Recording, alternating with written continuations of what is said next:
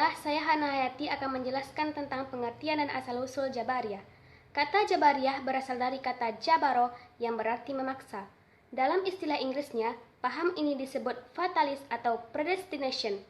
Dalam kamus Johann M. Eckel, pengertian fatalis adalah kepercayaan bahwa nasib menguasai segala-galanya, sedangkan predestination adalah takdir. Di dalam kamus Munjid dijelaskan bahwa nama Jabariyah berasal dari kata jabaro yang mengandung arti memaksa dan mengharuskan melakukan sesuatu. Salah satu sifat dari Allah adalah Al-Jabar, yang berarti Allah Maha Memaksa.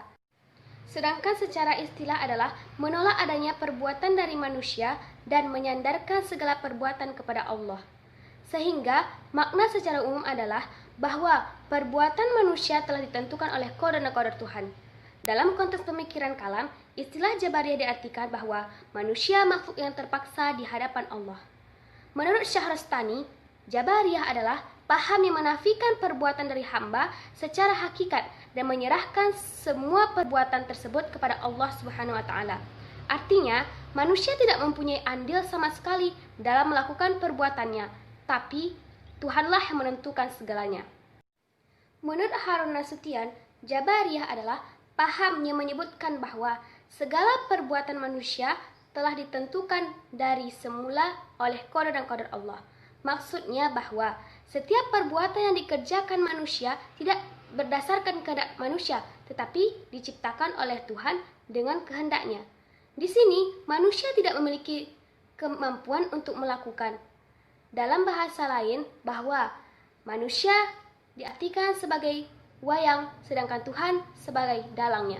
Assalamualaikum warahmatullahi wabarakatuh.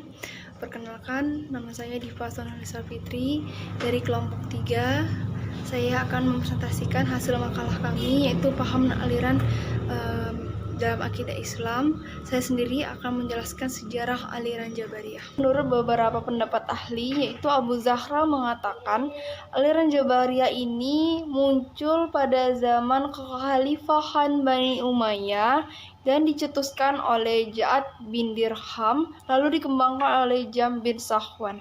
Jam bin Safwan ini merupakan pendiri golongan Jahmiyah dari kalangan Murji'ah.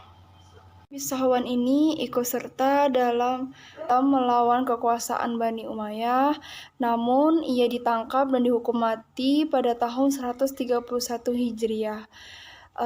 Dari sekepeninggalnya Jam bin Safwan, akhirnya paham Jabariyah ini terbagi menjadi 3 firqah, yaitu Jabariyah ekstrim, Jabariyah moderat, Dajariyah, dan Jabariyah Daririyah. Pun tokoh yang paling terkenal selain dari 2 pencetus aliran Jabariyah tersebut, yaitu yang paling terkenal Al-Husain ibn Mahmud Al-Najjar. Ia adalah tokoh aliran Jabariyah moderat. Pemerintahan Daulah Bani Umayyah, Jabariyah ini mencuat ke permukaan, menonjol dan juga berkembang pesat pada masa kekhalifahan Bani Umayyah yang dipimpin oleh Abdullah bin Abbas. Abdullah bin Abbas memberikan surat dan reaksi keras kepada penduduk Syria yang menganut aliran Jabariyah. Berkaitan dengan kemunculan aliran Jabariyah tersebut, banyaknya spekulasi maupun pendapat yang mengatakan aliran Jabariyah ini dipengaruhi oleh doktrin maupun pemikiran asing, yaitu dan juga pengaruh dari agama lain, yaitu pengaruh agama Yahudi yang bermazhab Qura dan agama Kristen yang bermazhab Jacobit. Pendapat lain yang mengatakan paham Jabariyah ini muncul sebelum agama Islam datang ke bangsa Arab. Pada saat itu, bangsa Arab lingkungannya masih berupa tandus, gersang, dan gurun. Beberapa tanaman yang hanya hidup pada kondisi yang seperti itu. Menurut Harun Nasution menjelaskan dari kondisi bangsa Arab yang tandus dan gersang menyebabkan masyarakat Arab tidak melihat jalan dan tidak memiliki niat untuk merubah kehidupan mereka sesuai dengan apa yang mereka inginkan. Mereka dinilai lemah dalam menghadapi kesukaran hidup maupun kesulitan hidup, sehingga mereka lebih tergantung kepada alam yang menyebabkan mereka lahirlah paham fatalisme. Paham fatalisme adalah paham atau aliran manusia dikuasai oleh nasib, yang berarti di sini nasib menguasai segala-galanya. Dari peristiwa ini dapat disimpulkan, paham Jabariyah adalah paham yang menganggap segala perbuatan manusia ditentukan oleh kadar dan kadar Tuhan. Maksudnya, setiap segala perbuatan maupun tindakan manusia bukan kehendak manusia itu sendiri, tapi kehendak maupun kadar dan kadar Tuhan. Karena manusia dinilai tidak memiliki kebebasan serta kemampuan untuk bertindak. Ada yang mengistilahkan bahwa manusia dikatakan sebagai wayang dan Tuhan sebagai dalangnya. 4. Tokoh-tokoh dan sekte dalam aliran Jabariyah. Dalam tubuh aliran ini dibagi menjadi dua kutub tokoh yang dibedakan berdasarkan corak pemikirannya, antara lain tokoh-tokoh Jabariyah ekstrim, yaitu Ja'ad bin Dirham dan Jaham bin Sofwan.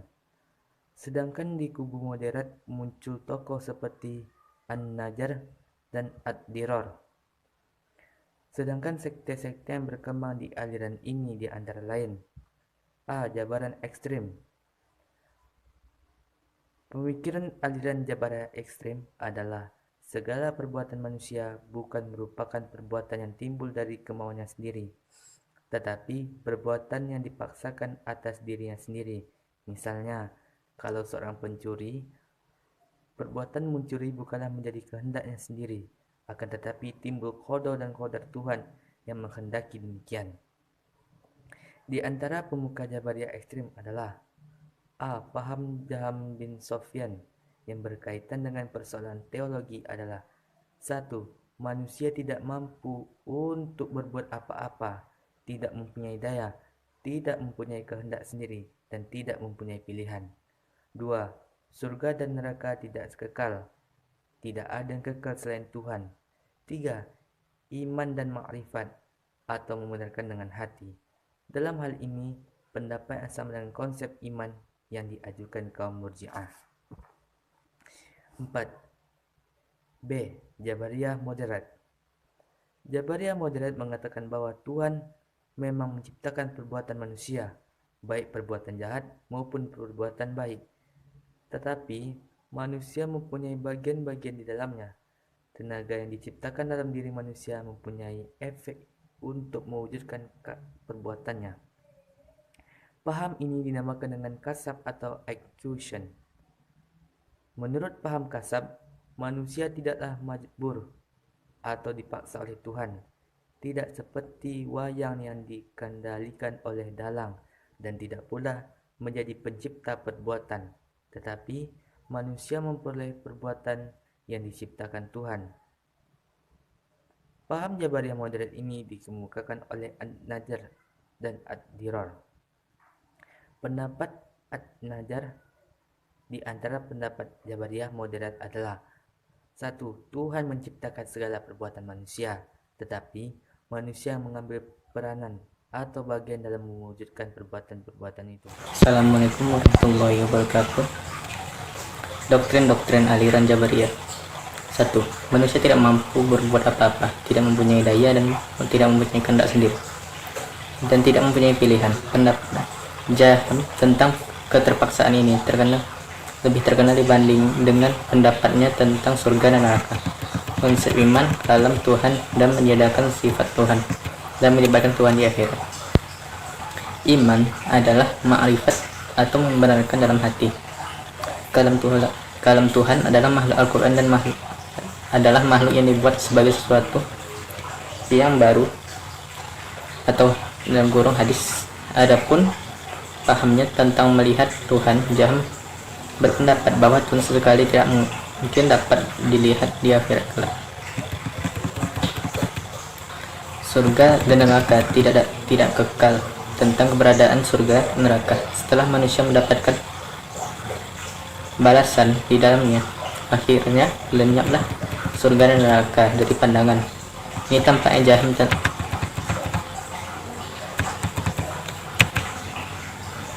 Jaham dengan tegas mengatakan bahwa surga dan neraka adalah suatu tempat yang tidak kekal. Saya akan menjelaskan tentang pengertian aliran Qadariyah. Kata Qadariyah berasal dari bahasa Arab, yaitu qadaro yang berarti kemampuan dan kekuatan. Nama Qadariyah juga berasal dari pengertian bahwa manusia mempunyai kodrat atau kemampuan untuk melakukan sesuatu sesuai dengan kehendaknya sendiri, bukan berasal dari paksaan atau terpaksa tunduk pada kodrat atau kekuatan ketentuan Allah. Aliran ini berpendapat bahwa tiap-tiap orang adalah pencipta bagi segala perbuatannya.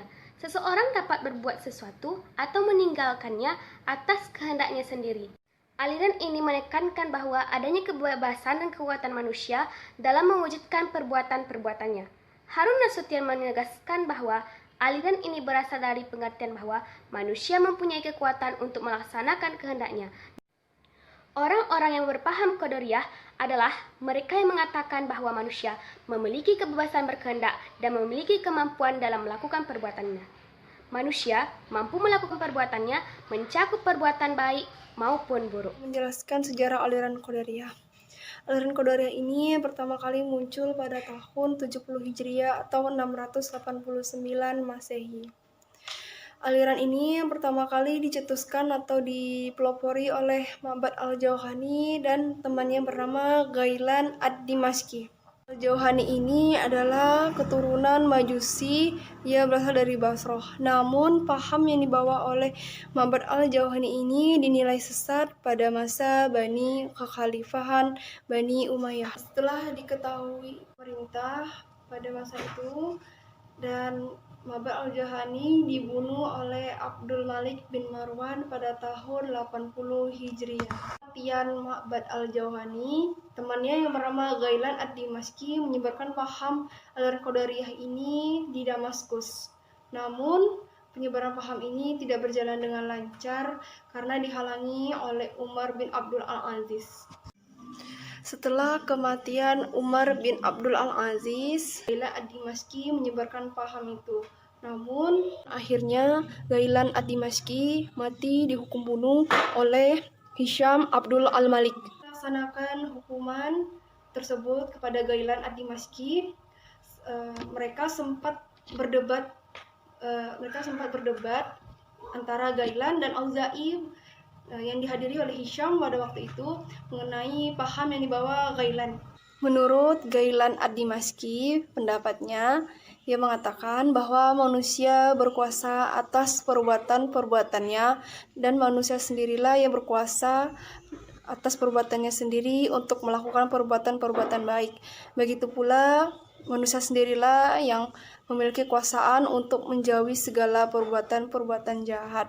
Yang berarti paham ini merdeka dalam segala hal perbuatan maupun tindakan. Jauh dari segi politik, paham Qadariyah dan mazhab Qadariyah dinilai sebagai isyarat menentang kekuasaan Bani Umayyah.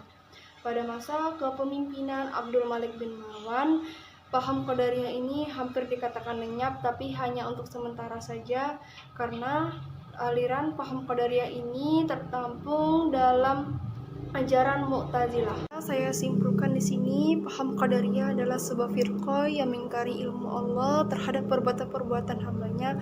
Mereka berkeyakinan Allah tidak membawa takdir maupun ketentuan terhadap hambanya. Mereka dinilai mengingkari iman, qadar, dan qadar Tuhan.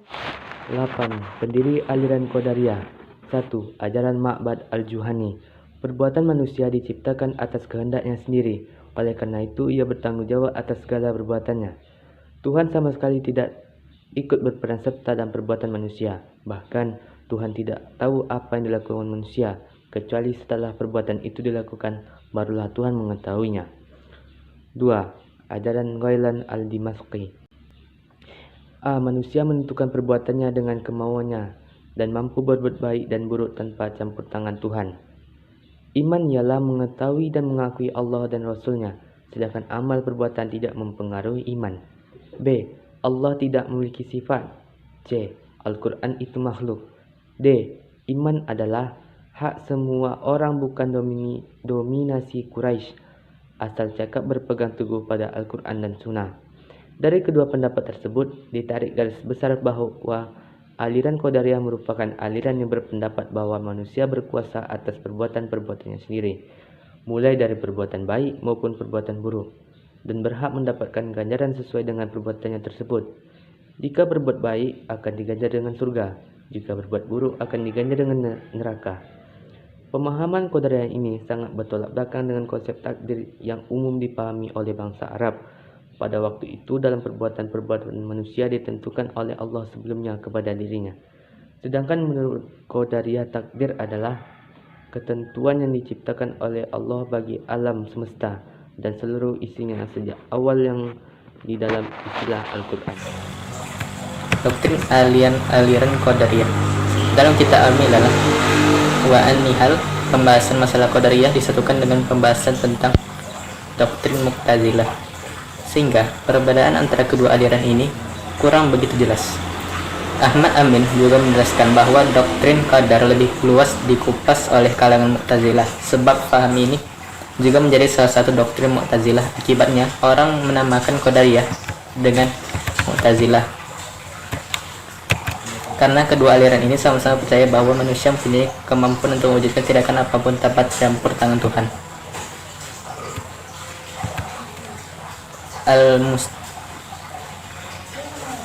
Al-Mustafa Al-Ghurabi antara menyatakan bahwa sesungguhnya Allah telah menciptakan manusia dan menjadikannya kekuatan agar dapat melaksanakan apa yang dibebankan oleh Tuhan kepadanya. Karena jika Allah memberi beban kepada manusia, maka beban itu adalah sia-sia.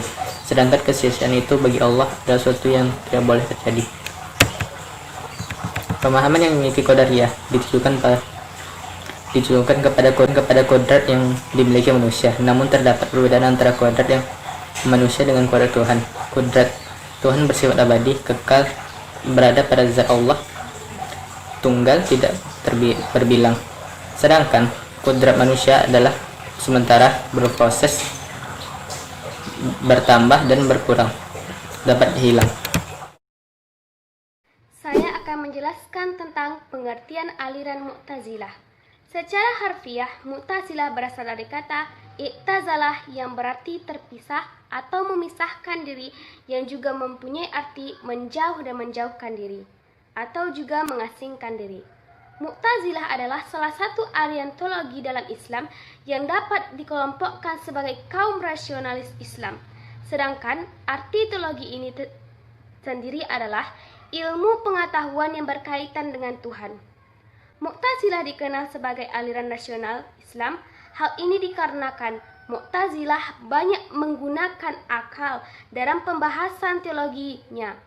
Mu'tazilah berpendapat bahwa segala pengetahuan dapat diperoleh menggunakan akal, dan Mu'tazilah juga menyadari bahwa akal manusia memiliki keterbatasan yang hanya mampu mengetahui baik dan buruknya sesuatu secara universal. Sedangkan kebaikan yang bersifat lokal dan parsial hanya dapat diketahui melalui wahyu. Menurut aliran Mu'tazilah, wahyu sangat berperan penting untuk mengetahui perincian dari yang baik dan buruk. Juga dimaksudkan sebagai dasar pembenaran bagi Tuhan untuk memberikan ganjaran terhadap manusia di hari kemudian. Bismillahirrahmanirrahim. Baiklah, saya akan menjelaskan sejarah aliran Mu'tazilah. Lahirnya paham aliran Mu'tazilah ini disebabkan beberapa faktor pendorong. Yang pertama, kota Basrah merupakan pusat ilmu dan peradaban Islam serta tempat bertemunya berbagai budaya dan agama. Yang kedua, banyaknya orang-orang yang ingin menghancurkan agama Islam. Yang ketiga, perguruan di Masjid Basrah berbentuk halaqah di bawah naungan Hasan al-Basri. Lahirnya paham Jabariyah ini tepatnya pada masa pemerintahan Khalifah Abdul Malik bin Marwan dan Hisham bin Abdul Malik. Pelopor aliran Mu'tazilah ini adalah penduduk Basrah yang merupakan mantan murid Hasan al-Basri yang bernama Wasil bin Atta al-Makhzumi al-Ghazal yang lahir di Madinah pada tahun 700 Masehi. Pada suatu hari, datanglah seseorang yang bertanya mengenai pendapatnya tentang orang yang berdosa besar. Sebagaimana telah kita ketahui, Adapun aliran lain yaitu aliran Khawarij dan aliran Murji'ah yang mengatakan aliran Khawarij mengatakan orang yang berdosa besar dikatakan sebagai orang kafir, dan aliran Murji'ah mengatakan orang yang berdosa besar tetap dikatakan sebagai orang mukmin. Ketika Hasan al-Basri masih berpikir mengenai pendapatnya, namun muridnya yaitu Wasil mengeluarkan pendapatnya sendiri. Ia mengatakan, saya berpendapat orang yang melakukan dosa besar bukanlah mukmin maupun kafir. Namun, ia menengahi posisi di antara keduanya, atau disebut dengan al-manzilah baina al-manzilatain. Ketika mendengar pendapat Wasil ini, Hasan al-Basri mengusir Wasil dari majelisnya. Kemudian Wasil berdiri dan menjauhkan diri dari Hasan al-Basri. Mendengar pendapat Wasil ini, Hasan al-Basri mengusir Wasil dari majelisnya. Lalu Wasil berdiri dan ia menjauhkan diri dari Hasan al-Basri, dan ia pergi ke tempat lain di masjid. Hasan al-Basri mengatakan, Wasil menjauhkan diri dari kita, atau disebut juga dengan idzala anah. Dengan demikian, Wasil dan teman-temannya disebut dengan al-Syahrastani, hingga mereka dijuluki dengan kaum Mu'tazilah, karena mereka menjauhkan diri dari paham umat pemahaman agama Islam mengenai dosa besar. Seiring perkembangan zaman, aliran Mu'tazilah ini berkembang pesat. Ditinjau dari sisi geografis, aliran Mu'tazilah ini dibagi dua, yaitu aliran Mu'tazilah Basrah dan aliran Mu'tazilah Baghdad. Perbedaan antara kedua paham ini pada umumnya disebabkan situasi geografis dan kultural. Kota Basrah lebih dahulu mendirikan aliran Mu'tazilah ini daripada kota Baghdad, sehingga kota Basrah lebih dahulu mengenal berbagai budaya dan agama. Adapun tokoh-tokoh aliran Mu'tazilah Basrah antara lain Wasil bin Atta, Abu Huzail bin Alaf, Al-Nazam, dan Al-Juba. Adapun tokoh aliran Mu'tazilah Baghdad antara lain Bisir Al-Mu'tamir, Al-Khayyat, Al-Qadi Abdul Al-Jabar. Di dalam aliran Mu'tazilah ini, akal lebih tinggi daripada dalil, dan akal lebih didahulukan daripada Al-Quran dan hadis. Menurutnya, akal adalah hakim yang memutuskan segala sesuatu. Maka dari itu, ajaran ini disebut sebagai aliran rasionalis Islam. Dan para ulama salaf mengatakan, aliran ini menyimpang dari ajaran Islam yang sebenarnya. 12. Tokoh-tokoh aliran Mu'tazilah. 1. Wasil bin Atta. Ia adalah pendiri Mu'tazilah dan yang meletakkan ajaran 5 dasar yang menjadi dasar semua golongan Mu'tazilah tersebut. 2. Abu Huzail al-Alaf. Abu Huzail al-Alaf adalah seorang pengikut aliran Wasil bin Atta, mendirikan sekolah Mu'tazilah pertama di kota Basrah. Lewat sekolah ini, pemikiran Mu'tazilah dikaji dan dikembangkan. 3. Ibrahim bin Sayyar an-Nazam. Ia adalah murid Al-Huzailal al-Alaf, orang termuka lancar bicara, banyak mendalami filsafat, dan banyak karangannya. 4. Bashar bin Al-Mu'tamar. Pendapatnya antara lain, siapa bertobat dari sesuatu dosa besar, kemudian mengerjakannya dosa besar tersebut, maka ia akan menerima sang siksa yang pertama juga, sebab tobatnya dapat diterima dengan syarat tidak mengulanginya lagi. Dengan kata lain, siksanya berlipat ganda. 5. Jaiz Amar bin Bahar. Ia terkenal tajam dan kritis, banyak karangannya, dan gemar membaca buku-buku filsafat alam. Karangannya masih ada, hanyalah yang berkaitan dengan kesusastraan. Doktrin aliran Mu'tazilah. 1. At-Tauhid. sebagai pokok dan ajaran agama pertama dalam Islam. Namun karena Mu'tazilah telah menafsirkan dan mempertahankan sedemikian jauh, maka prinsip ini dipertalikan kepadanya. Mungkin mereka maksudkan untuk menghadapi golongan Rafidlah yang ekstrim dan menggambarkan Tuhan dalam bentuk jisim, bisa diindra, dan golongan-golongan agama yang dualisme serta trinitas. Lanjutan dari prinsip ini, mereka nyatakan A. Tidak menyukai sifat Tuhan sebagai sesuatu yang qadim, yang lain daripada zatnya. B. Al-Quran adalah makhluk, kalamullah juga makhluk yang dijadikan Tuhan saat dibutuhkan. Kalamullah tidak pada zat Tuhan tetapi di luarnya.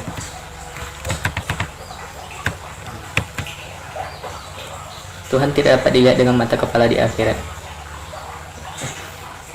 3. Tuhan tidak dapat dilihat dengan mata kepala akhirat. 4. Mengingkari arah bagi Tuhan dan menakwilkannya ayat-ayat yang mengesahkan adanya persamaan Tuhan dengan manusia.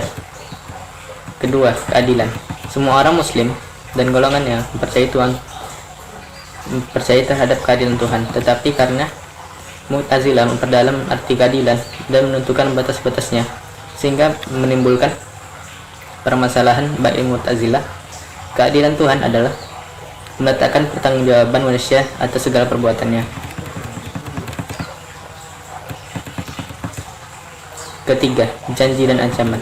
Prinsip ini merupakan kelanjutan dari prinsip tentang keadilan Tuhan. Mu'tazilah meyakini bahwa janji Tuhan memberi pahala kepada orang yang taat pasti terjadi, dan siksa bagi orang yang maksiat pasti dilaksanakan. Pendapat Mu'tazilah berbeda dengan Murji'ah yang menyatakan bahwa kemaksiatan tidak mengaruhi keimanan. Baiklah, itu saja hasil dari presentasi kelompok kami. Apabila ada kesalahan, kami minta maaf. Saya sudahi. Wassalamualaikum warahmatullahi wabarakatuh.